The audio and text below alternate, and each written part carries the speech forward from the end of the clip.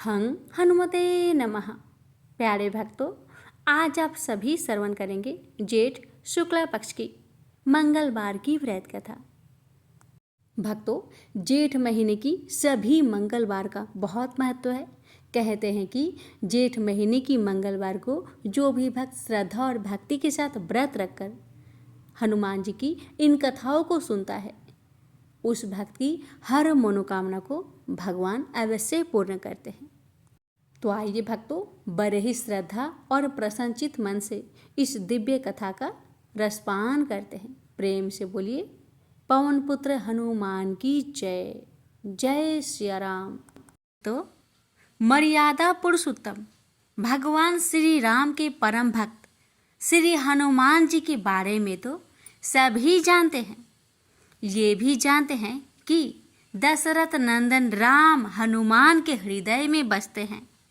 लेकिन क्या आपको यह पता है कि एक बार पवन सुत हनुमान राम जी से ही लड़ने पहुंच गए? हो सकता है भक्तों, ये कथा श्रवण करके आपको हैरानी होगी, लेकिन यह सत्य है और इस घटना का जिक्र श्री राम कथा में सुनने और पढ़ने को मिलता है। लेकिन इससे भी ज्यादा हैरान करने वाली बात यह है कि पवन सुत जब श्री राम से लड़ने के लिए तैयार हुए तो उन्होंने सौगंध भी मर्यादा पुरुष उत्तम की ही ली। तो आइए जानते हैं कि ऐसा क्या हुआ था कि श्री राम के परम भक्त पवन सुत को उनसे युद्ध करना पड़ा। कथा मिलती है कि एक बार सेमरू पर्वत पर सभी संतों की सभा का आयोजन हुआ। केवर्त देश के राज संकुत भी उसी सभा में सभी संतों का आशीर्वाद लेने जा रहे थे। रास्ते में उन्हें देव ऋषि नारद मिले। राजा सुकंद ने उन्हें प्रणाम किया। इस पर श्री नारद जी ने उन्हें आशीर्वाद देकर यात्रा का प्रयोजन पूछा। राजा सुकंद ने उन्हें संत सभा के आयोजन की बात बताई। इस पर नारद मुनि ने कहा, अच्छा है, संतों की सभा में जरूर जाना चाहिए। ऐसा कहकर सुकंद को जाने का आदेश दिया। सुकंद जैसे ही सभा में जाने के लिए प्रस्थान करने लगे, तैसे ही नारद जी ने उन्हें आवाज दी। इसके बाद कहा कि जिस सभा में जा रहे हो उसमें सभी को प्रणाम करना, लेकिन ऋषि विश्वामित्र का अभिवादन बिल्कुल भी मत करना। इस पर सुकंद ने पूछा कि यह तो उचित नहीं है। तब श्री नारद जी ने कहा कि तुम भी राजा हो, वो भी पहले राजा ही थे, अब संत हो गए हैं, मत करना प्रणाम। राजा सुकंद ने किया भी ठीक वैसा ही। सभा के समाप्त होते ही विश्वामित्र जी श्री राम से मिलने पहुंचे। वहां पहुंचकर उन्होंने बताया कि उनका अपमान हुआ। वह इसे भूल भी जाते, लेकिन यह तो संत परंपरा का अपमान है। राम जी ने पूछा, गुरुजी क्या हुआ? तब विश्वामित्र जी ने कहा कि मेरा अपमान हुआ है। राम जी ने पूछा, किसने किया है? तब विश्वामित्र जी ने पूछा कि जानकर करोगे भी क्या? इस पर श्री राम जी ने कहा कि गुरुजी, आपके चरणों का सौगंध लेकर प्रतिज्ञा करता हूँ, जो सिर आपके चरणों में नहीं झुका है उसे काट दिया जाएगा। कल सुबह में उसका वध करूंगा। श्री राम की इस सौगंध का जैसे ही राजा सुकंद को पता चला, वह नारद मुनि को ढूंढने लगे। काफी देर तक वह परेशान रहे, लेकिन नारद मुनि उन्हें मिल ही नहीं रहे थे। व्याकुल होकर जब वह रोने लगे, तब नारद जी प्रकट हुए। सुकंद ने हाथ जोड़कर उन्हें सारी बात कह सुनाई, साथ ही प्राणदान की विनती की। इस पर नारद जी ने उन्हें माता अंजनी के शरण में जाने की सलाह दी। ये भी कहा कि अगर उन्होंने तुम्हें बचाने का वचन दे दिया तो तुम जरूर बच जाओगे, लेकिन यह भी कहा कि वह किसी को यह नहीं बताएंगे कि नारद जी ने उन्हें यह सलाह दी है। राजा सुकंद के रोने की आवाज सुनकर माता अंजनी बाहर पहुंची तब उन्होंने कहा कि माता मुझे बचा ले, अन्यथा विश्वामित्र जी मुझे मार डालेंगे। ईश्वर माता अंजनी ने सुकंत को उसके प्राण बचाने का वचन दिया। उन्होंने कहा कि तुम शरण में हो, तुम्हें कोई नहीं मार सकता। इसके बाद राजा सुकंत को विश्राम करने के लिए कहा। शाम ढले जब हनुमान जी माता अंजनी के पास पहुँचे तो उन्होंने सारी बात बताई, लेकिन सुकंत को बुलाने से पहले पवन सुत से सौगंध लेने को कहा। तब श्री हनुमान जी ने कहा कि वह श्री राम के चरणों की सौगंध लेते हैं कि वह सुकंत के प्राणों की रक्षा करेंगे। तब माता अंजनी ने राजा को बुलाया। हनुमान जी ने पूछा, कौन तुम्हें मारना चाहता है? तब सुकंत ने बताया कि श्री राम उन्हें मार डालेंगे। इतना सुनते ही माता अंजनी हैरान रह गई। उन्होंने कहा कि तुमने तो विश्वामित्र जी का नाम लिया था। तब राजा ने कहा कि नहीं, वो तो मरवा डालना चाहते हैं, लेकिन मारेंगे तो राम ही। हनुमान जी ने राजा सुकंत को उनकी राजधानी में छोड़ा और श्री राम के दरबार में पहुँचे। वहाँ पहुँचकर उन्होंने राम जी से पूछा कि वह कहाँ जा रहे हैं। तब मर्यादा पुरुषोत्तम ने बताया कि वह राजा सुकंत का वध करने जा रहे हैं। तब हनुमान जी ने कहा, प्रभु उसे मत मारिए। राम जी ने कहा कि वह तो अपने गुरु की सौगंध ले चुके हैं, अब पीछे नहीं हट सकते। हनुमान जी ने कहा, प्रभु मैंने उसके प्राणों की रक्षा के लिए अपने इष्ट देव यानी कि आपकी सौगंध ली है। तब राम जी कहते हैं, ठीक है, तुम अपना वचन निभाओ, मैं तो उसे मारूंगा। हनुमान जी राजा सुकंत को लेकर पर्वत पर पहुँचे और राम नाम का कीर्तन करने लगे। उधर राम जी राजा सुकंत को मारने के लिए उनकी राजधानी पहुँचे, लेकिन वह नहीं मिले, तो वह उन्हें ढूंढते हुए पर्वत पर पहुँचे। वहाँ हनुमान राम मंत्र का जप कर रहे थे। राम जी को देखते ही सुकंत डर गए। उन्होंने कहा कि अब तो राम जी उसे मार ही डालेंगे। वह बार बार हनुमान जी से पूछता कि बच जाएंगे हम।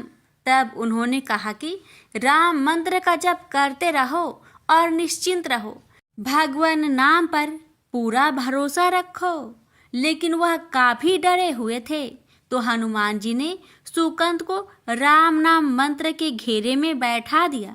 इसके बाद राम नाम जपने लगे। राम जी ने राजा सुकंत को देखकर जब बाण चलाना शुरू किया तो वह राम नाम के मंत्र के आगे विफल हो जाते। राम जी हताश हो गए कि क्या करे। यह दृश्य देखकर श्री लक्ष्मण जी को लगा कि हनुमान जी भगवान राम को परेशान कर रहे हैं, तो उन्होंने स्वयं ही हनुमान जी पर बाण चला दिया। लेकिन यह क्या, उस बाण से पवन सुत के बजाय श्री राम मूर्छित हो गए। यह देखते ही लक्ष्मण जी दौड़ पड़े और देखते ही कि बाण तो हनुमान जी पर चलाया था, लेकिन मूर्छित राम जी कैसे हो गए। तब उन्होंने देखा कि पवन सुत के हृदय में तो श्री राम बसते हैं।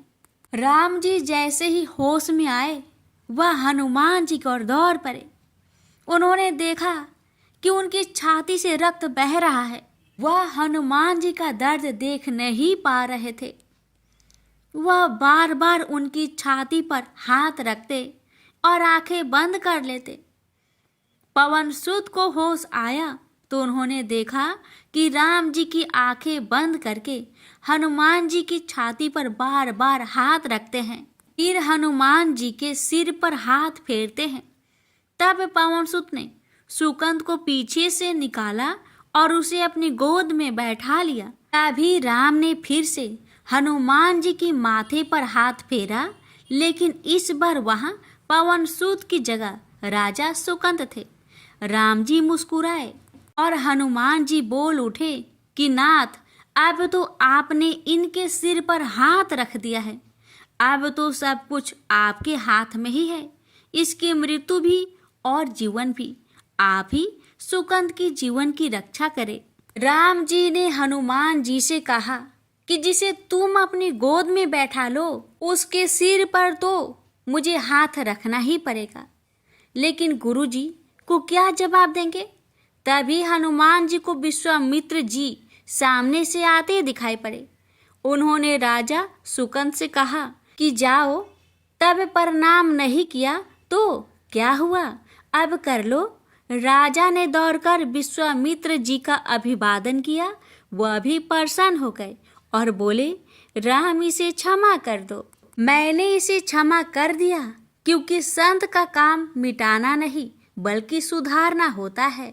यह भी सुधर गया है। उन्होंने सुकंद से पूछा कि संत का सम्मान न करने की सलाह तुम्हें किस कुसंग में मिली? राजा सुकंद विश्वामित्र जी से कुछ कहते कि इससे पहले नारद मुनि प्रकट हो गए। उन्होंने सारी घटना कह सुनाई।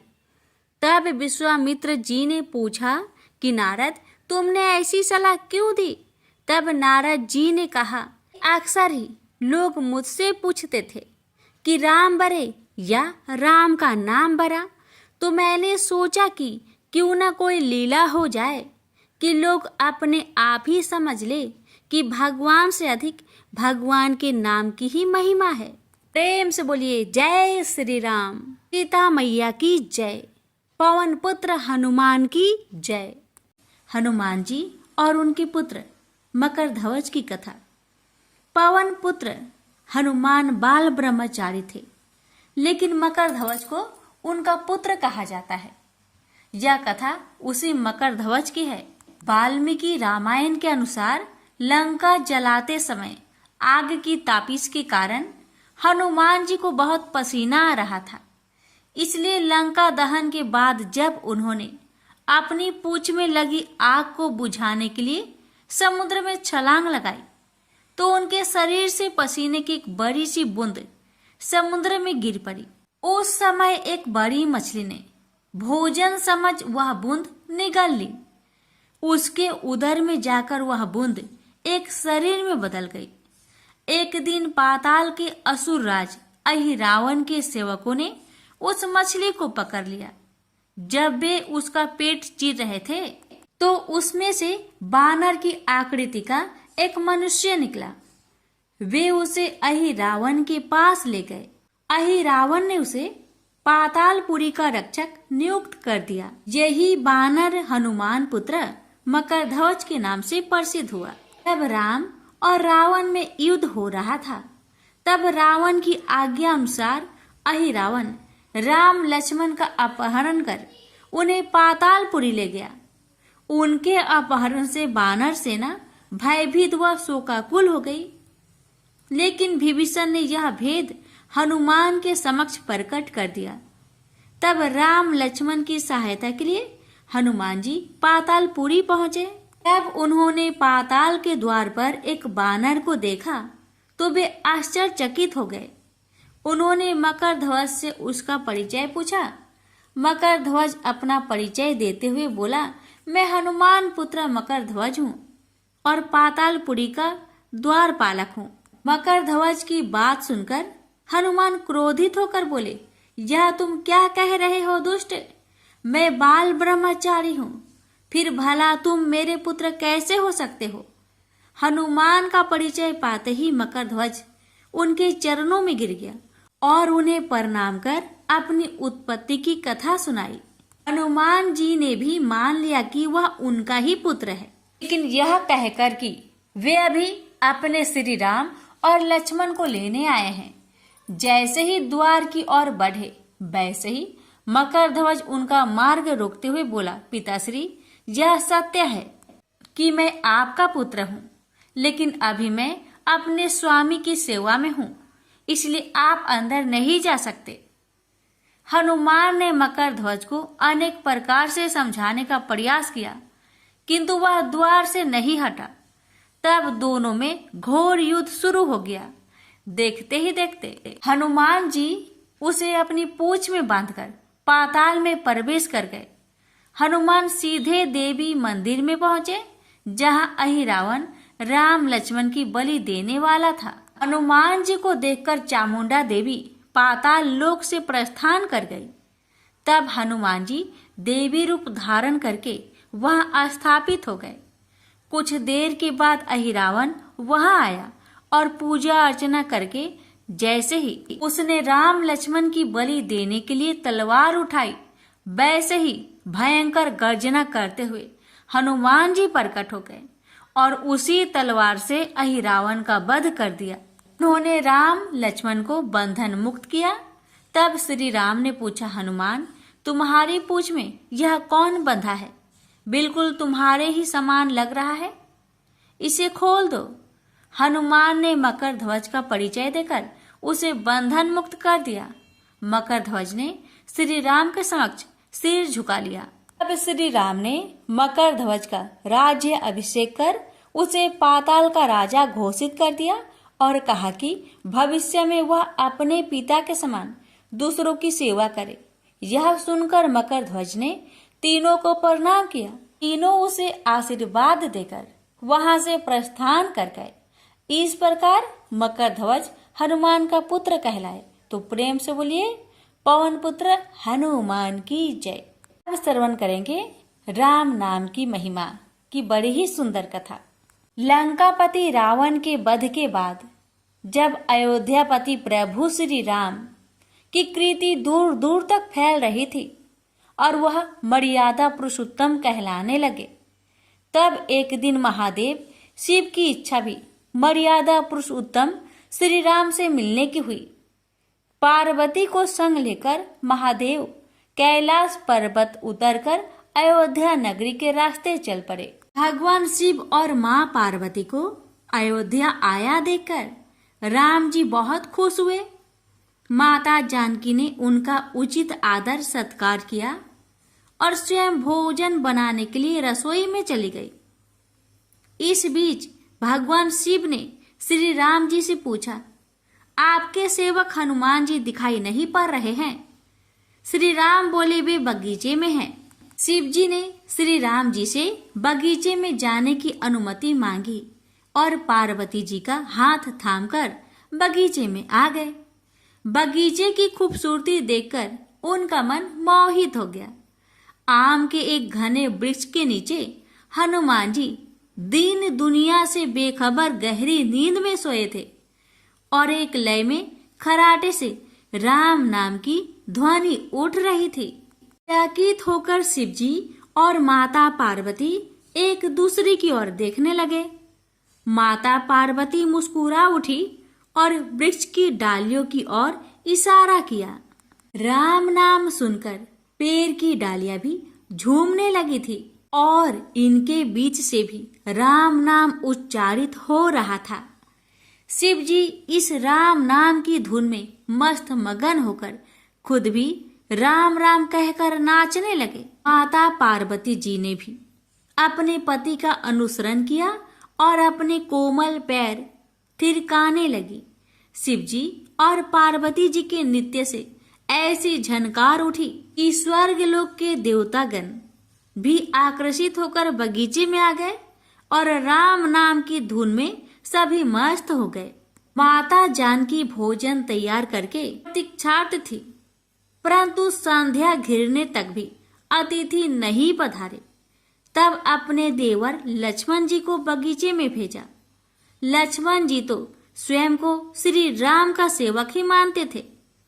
अब बगीचे में आकर जब उन्होंने धरती पर स्वर्ग का नजारा देखा तो खुद भी राम नाम की धुन में झूम उठे। महल में माता जानकी परेशान हो रही थी कि अभी तक भोजन ग्रहण करने कोई भी क्यों नहीं आया। उन्होंने श्री राम जी से कहा, भोजन ठंडा हो रहा है, चलिए हम ही जाकर बगीचे में से सभी को ले आए। जब राम जी बगीचे में गए तो वहां राम नाम की धुन मची हुई थी। हनुमान जी गहरी नींद में सोए हुए थे और उनके खराटों से अभी तक राम नाम निकल रहा था। श्री राम भाव विहल हो उठे। राम जी ने हनुमान जी को नींद से जगाया और प्रेम से उनकी तरफ निहारने लगे। हनुमान जी प्रभु को आया देख शीघ्रता से उठ खड़े हुए। नित्य की सभा भंग हो गई। शिव जी खुले कंठ से हनुमान जी की राम भक्ति की सराहना करने लगे। हनुमान जी सकुचाए लेकिन मन ही मन खुश हो रहे थे। श्री सिया राम ने भोजन करने का आग्रह भगवान शिव जी से किया। तभी लोग महल में भोजन करने के लिए चल पड़े। माता जानकी भोजन परोसने लगी। हनुमान जी को भी श्री राम जी ने पंक्ति में बैठने का आदेश दिया।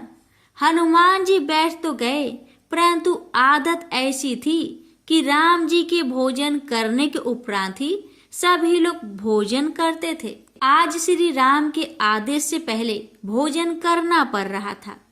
माता जानकी हनुमान जी को भोजन परोसती जा रही थी, पर हनुमान जी का पेट ही नहीं भर रहा था। सीता जी कुछ समय तक तो उन्हें भोजन परोसती रही, फिर समझ गई इस तरह से हनुमान जी का पेट नहीं भरेगा। उन्होंने तुलसी के एक पत्ते पर राम नाम लिखा और भोजन के साथ हनुमान जी को परोस दिया। तुलसी पत्र खाते ही हनुमान जी को संतुष्टि मिली और वह भोजन खाकर उठ खड़े हुए। भगवान शिव शंकर ने प्रसन्न होकर हनुमान जी को आशीर्वाद दिया कि आपकी राम भक्ति युगों युगों तक याद की जाएगी और आप संकट मोचन कहलाएंगे। प्रेम से बोलिए सिया रामचंद्र की जय। हर हर महादेव। माता पार्वती की जय। हनुमान जी की जय। व्यास जी ने कहा, एक बार नैमिषारण्य तीर्थ में 80,000 मुनि एकत्र होकर पुराणों के ज्ञाता श्री सूत जी से पूछने लगे, हे महामुने, आपने हमें अनेक पुराणों की कथाएं सुनाई हैं। आप कृपा करके हमें ऐसा व्रत और कथा बताइए जिसके करने से संतान की प्राप्ति हो तथा मनुष्य को रोग शोक अग्नि सर्व दुख आदि का भय दूर हो, क्योंकि कलयुग में सभी जीवों की आयु बहुत कम है। फिर इस पर उन्हें रोग चिंता के कष्ट लगे रहेंगे, तो फिर वह श्री हरि के चरणों में अपना ध्यान कैसे लगा सकेंगे। श्री सूत जी बोले, हे मुनियों, आपने लोक कल्याण के लिए बहुत ही उत्तम बात पूछी है। एक बार युधिष्ठिर ने भगवान श्री कृष्ण से लोक कल्याण के लिए यही प्रश्न किया था। भगवान श्री कृष्ण और युधिष्ठिर का संवाद तुम्हारे सामने कहता हूँ, ध्यान देकर सुनो। एक समय पांडवों की सभा में श्री कृष्ण जी बैठे हुए थे। तब युधिष्ठिर ने भगवान श्री कृष्ण से प्रश्न किया, हे प्रभु नंद नंदन गोविंद, आपने मेरे लिए अनेकों कथाएं सुनाई हैं। आज आप कृपा करके ऐसा व्रत या कथा सुनाइए जिसके करने से मनुष्य को रोग चिंता का भय समाप्त हो और उसको पुत्र की प्राप्ति हो। हे प्रभु, बिना पुत्र के जीवन व्यर्थ है। पुत्र के बिना मनुष्य नरकगामी होता है। पुत्र के बिना मनुष्य पितृ ऋण से छुटकारा नहीं पा सकता और ना ही उसका पुण्यक नामक नरक से उद्धार हो सकता है। अतः पुत्रदायक व्रत बतलाइए। श्री कृष्ण भगवान बोले, हे राजन, मैं एक प्राचीन इतिहास सुनाता हूँ, आप उसे ध्यान पूर्वक सुनो। कुंडलपुर नामक एक नगर था। उसमें नंदा नामक एक ब्राह्मण रहता था। भगवान की कृपा से उसके पास सब कुछ था, फिर भी वह दुखी था। उसका कारण यह था कि ब्राह्मण की स्त्री सुनंदा की कोई संतान न थे। सुनंदा पतिव्रता थी, भक्ति पूर्वक श्री हनुमान जी की आराधना करती थी। मंगलवार के दिन व्रत करके अंत में भोजन बनाकर हनुमान जी का भोग लगाने के बाद स्वयं भोजन करती थी। एक बार मंगलवार के दिन ब्राह्मणी गृह कार्य की अधिकता के कारण हनुमान जी को भोग ना लगा सकी, तो इस पर उसे बहुत दुख हुआ। उसने कुछ भी नहीं खाया और अपने मन में प्रण किया कि अब तो अगले मंगलवार को ही हनुमान जी का भोग लगाकर अन्न जल ग्रहण करूंगी। ब्राह्मणी सुनंदा प्रतिदिन भोजन बनाती, श्रद्धापूर्वक पति को खिलाती, परंतु स्वयं भोजन नहीं करती और मन ही मन श्री हनुमान जी की आराधना करती। इसी प्रकार 6 दिन गुजर गए और ब्राह्मणी सुनंदा अपने निश्चय के अनुसार भूखी प्यासी निराहार रही। अगले मंगलवार को ब्राह्मणी सुनंदा प्रातः काल ही बेहोश होकर गिर पड़ी। ब्राह्मणी सुनंदा की इस असीम भक्ति के प्रभाव से श्री हनुमान जी बहुत प्रसन्न हुए और प्रकट होकर बोले, सुनंदा, मैं तेरी भक्ति से बहुत प्रसन्न हूँ, तू उठ और वर मांग। सुनंदा अपने आराध्य देव श्री हनुमान जी को देखकर आनंद की अधिकता से विह्वल हो श्री हनुमान जी के चरणों में गिरकर बोली, हे प्रभु, मेरे कोई संतान नहीं है, कृपा करके मुझे संतान प्राप्ति का आशीर्वाद दे, आपकी अति कृपा होगी।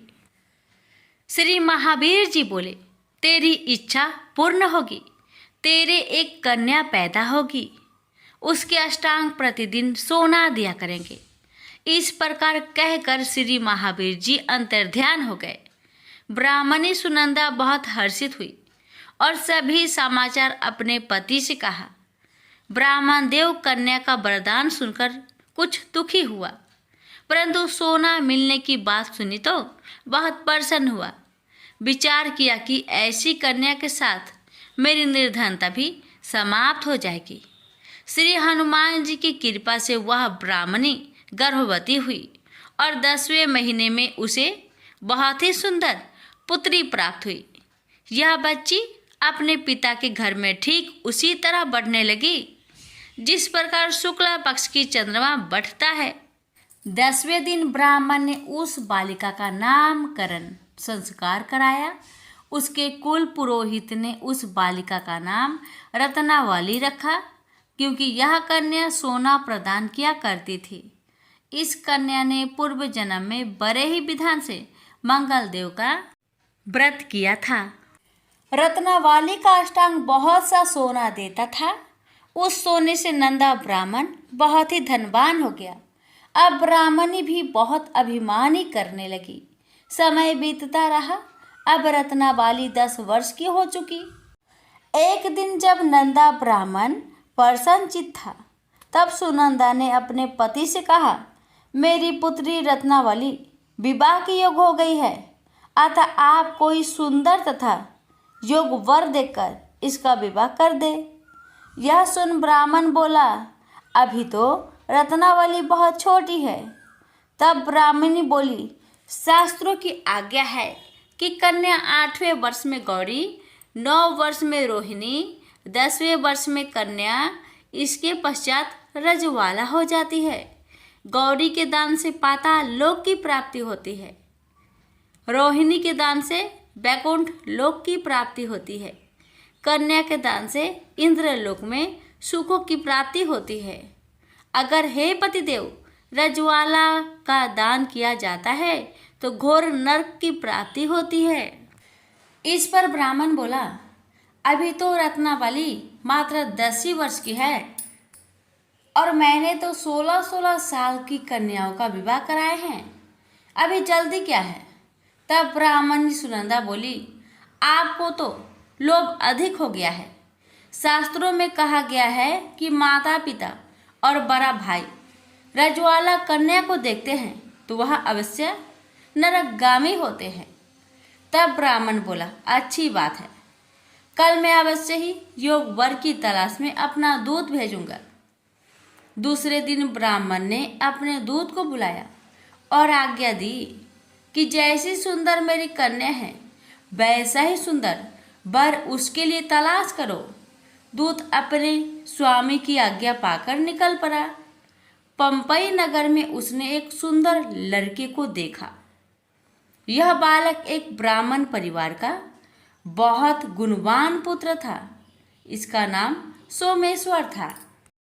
दूत ने इस सुंदर व गुणवान ब्राह्मण पुत्र के बारे में अपने स्वामी को पूर्ण विवरण दिया। ब्राह्मण नंदा को भी सोमेश्वर अच्छा लगा और फिर शुभ मुहूर्त में विधि पूर्वक कन्यादान करके ब्राह्मण ब्राह्मणी संतुष्ट हुए। परंतु ब्राह्मण के मन तो लोभ समाया हुआ था। उसने कन्यादान तो कर दिया था, पर वह बहुत खिन्न भी था। उसने विचार किया कि रत्नावली तो अब चली जाएगी और मुझे इससे जो सोना मिलता था वह अब मिलेगा नहीं। मेरे पास जो धन था कुछ तो इसके विवाह में खर्च हो गया और जो शेष बचा है वह भी कुछ दिनों के पश्चात समाप्त हो जाएगा। मैंने तो इसका विवाह करके बहुत बड़ी भूल कर दी है। अब कोई ऐसा उपाय हो कि रत्नावली मेरे घर में ही बनी रहे, अपने ससुराल ना जावे। लोभ रूपी राक्षस ब्राह्मण के मस्तिष्क पर छाता जा रहा था। रात भर अपनी सैया पर बेचैनी से करवटें बदलते बदलते उसने एक बहुत ही क्रूर निर्णय लिया। उसने विचार किया कि जब रत्नावली को लेकर उसका पति सोमेश्वर अपने घर के लिए जाएगा तो वह मार्ग में छिपकर सोमेश्वर का वध कर देगा और अपनी लड़की को अपने घर ले आएगा, जिससे नियमित रूप से उसे सोना भी मिलता रहेगा और समाज का कोई मनुष्य उसे दोष भी नहीं दे सकेगा। प्रातःकाल हुआ तो नंदा और सुनंदा ने अपने जामाई तथा लड़की को बहुत सारा धन देकर विदा किया। सोमेश्वर अपनी पत्नी रत्नावली को लेकर ससुराल से अपने घर की तरफ चल दिया। ब्राह्मण नंदा महालोभ के वशीभूत हो अपने मति खो चुका था। पाप पुण्य को उसे विचार न रहा था। अपने भयानक व क्रूर निर्णय को कार्य रूप देने के लिए उसने अपने दूत को मार्ग में अपने जामाई का वध करने के लिए भेज दिया था, ताकि रत्नावली से प्राप्त होने वाला सोना उसे हमेशा मिलता रहे और वो कभी निर्धन ना हो। ब्राह्मण के दूत ने अपने स्वामी की आज्ञा का पालन करते हुए उसके जामाई सोमेश्वर का मार्ग में ही वध कर दिया। समाचार प्राप्त कर ब्राह्मण नंदा मार्ग में पहुंचा और रुदन करते अपनी पुत्री रत्नावली से बोला, हे पुत्री, मार्ग में लुटेरों ने तेरे पति का वध कर दिया है। भगवान की इच्छा के आगे किसी का कोई बस नहीं चलता है। अब तू घर चल, वहां पर ही रहकर शेष जीवन व्यतीत करना। जो भाग्य में लिखा है वही होगा। अपने पति की अकाल मृत्यु से रत्नावली बहुत दुखी हुई। करुण क्रंदन व रुदन करते हुए अपने पिता से बोली, हे पिताजी, इस संसार में जिस स्त्री का पति नहीं है उसका जीना व्यर्थ है।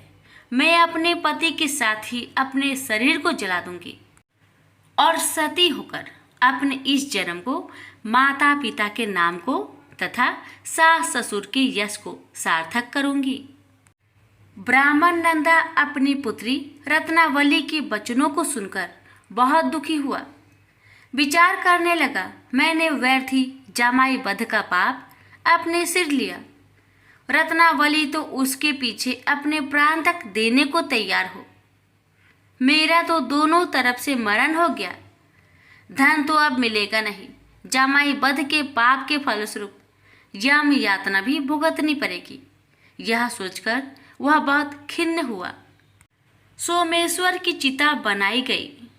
रत्नावली सती होने की इच्छा से अपने पति का सिर अपनी गोद में रखकर चिता में बैठ गई। जैसे ही सोमेश्वर की चिता को अग्नि लगाई गई, वैसे ही प्रसन्न हो मंगलदेव वहां प्रकट हुए और बोले, हे रत्नावली, मैं तेरी पति भक्ति से बहुत प्रसन्न हूँ, तू वर मांग। रत्नावली ने अपने पति का जीवन दान मांगा। तब मंगलदेव बोले, रत्नावली, तेरा पति अजर अमर है, यह महाविद्वान भी होगा और इसके अतिरिक्त तेरी जो इच्छा हो वर मांग। तब रत्नावली बोली, हे ग्रहों के स्वामी, यदि आप मुझ पर प्रसन्न हैं तो मुझे यह वरदान दीजिए कि जो भी मनुष्य मंगलवार के दिन प्रातः काल लाल पुष्प लाल चंदन से पूजा करके आपका स्मरण करे, उसको रोग व्याधि ना हो, सज्जनों का कभी वियोग ना हो, सर्प अग्नि तथा शत्रुओं का भय ना रहे। जो स्त्री मंगलवार का व्रत करे वह कभी विधवा ना हो। मंगलदेव तथास्तु कहकर अंतर्ध्यान हो गए। सोमेश्वर मंगलदेव की कृपा से जीवित हो उठा। रत्नाबाली अपने पति को पुनः प्राप्त कर बहुत प्रसन्न हुई और मंगलदेव का व्रत प्रत्येक मंगलवार को करके व्रतराज और मंगलदेव की कृपा से इस लोक में सुख ऐश्वर्य को भोगते हुए अंत में अपने पति के साथ स्वर्गलोक को गई। प्रेम से बोलिए मंगल देव की जय। मंगलवार आरती। आरती की जय हनुमान लला की, दुष्ट दलन रघुनाथ कला की। जाके बलि से गिरिवर कापे, रोग दोष जाके निकट न झाके। अंजनी पुत्र महाबल दाई, संतन के प्रभु सदा सहाय। देवीरा रघुनाथ पठाए, लंका जारी सिया सुधिलाए। लंका सौकट समुद्र सिखाई, जाते पवन सुते बार न लाई। लंका जारी असुर संग हारे, सिया राम जी के काज सवारे। लक्ष्मण मोरे चिति परे सकारे, आनी सजीवन प्राण उबारे। पैठी पाताल तोरी जमकारे, अहि रावण की भुजा उखारे। बाएं भुजा असुरी दले मारे, दाहिने भुजा सती जन तारे। सुर नर मुनि जन आरती उतारे, जय जय जय हनुमान उचारे। कंचन थार कपूर लो छाई, आरती कारत अंजना माई। लंक विध्वंस किन्हीं रघुराई, तुलसीदास प्रभु कीर्ति गाई। जो हनुमान जी की आरती गावे, बसी बैकुंठ परम पद पावे। आरती की जय हनुमान लला की, दुष्ट दलन रघुनाथ कला की। आरती की जय हनुमान लला की, दुष्ट दलन रघुनाथ कला की। प्रेम से बोलिए पवन पुत्र हनुमान की जय। मंगल देव की जय।